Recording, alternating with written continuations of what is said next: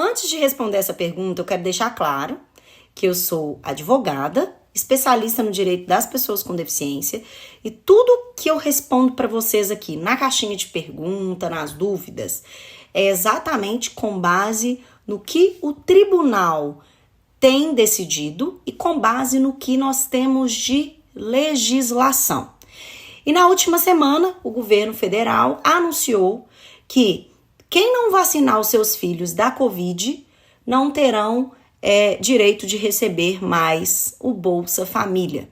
E aí eu quero explicar para vocês por que dessa decisão e qual é a justificativa do governo em tomar essa atitude de cobrar a vacinação das crianças de 6 meses a 5 anos. Então, neste vídeo, não tem a minha opinião pessoal.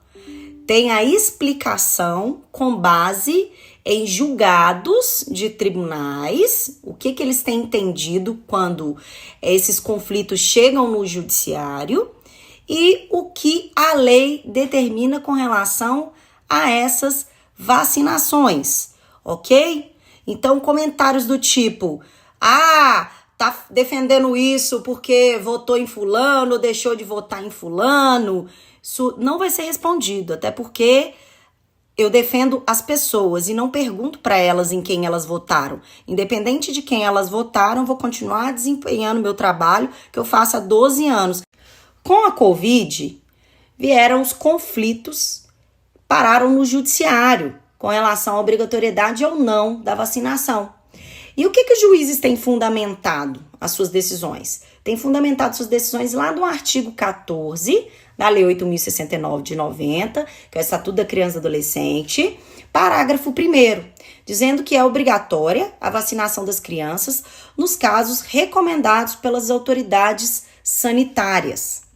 Usando também o artigo 227 da Constituição Federal, que é dever da família, da sociedade e do Estado assegurar a criança e o adolescente com a absoluta prioridade o direito à vida, à saúde, à alimentação, à educação, ao lazer, à profissionalização, à cultura, à dignidade, ao respeito, à liberdade, à convivência familiar e comunitária, além de colocá-los a salvo de toda forma de negligência, discriminação, exploração, violência, crueldade e opressão.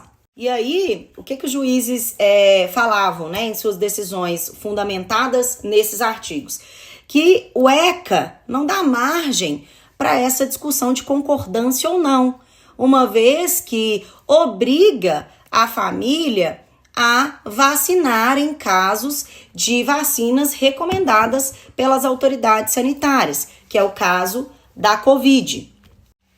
Em alguns casos que eu também tive acesso, as famílias ajuizaram a ação por questões religiosas, filosóficas, e os juízes foram enfáticos com relação a essa questão da obrigatoriedade, que o magistrado diz que é ilegítima a recusa à vacinação dos filhos por questões filosóficas ou religiosas, mas o que pode existir é alguma razão clínica comprovada onde a vacinação não seria recomendada por causa de algum problema de saúde na criança. Em termos genéricos, ele diz lá na decisão dele que pais e mães não podem dizer que a religião não permite a vacinação ou alegarem que são veganos, por exemplo, por isso que não aceitariam vacinar os filhos. E nessas decisões, o juiz ainda menciona o artigo 129 do ECA, que trata sobre as consequências do não cumprimento da lei com relação ao encaminhamento para uma vacinação obrigatória, uma vez que o dever desse familiar, desse pai ou do responsável é cuidar, é zelar da saúde dessa criança.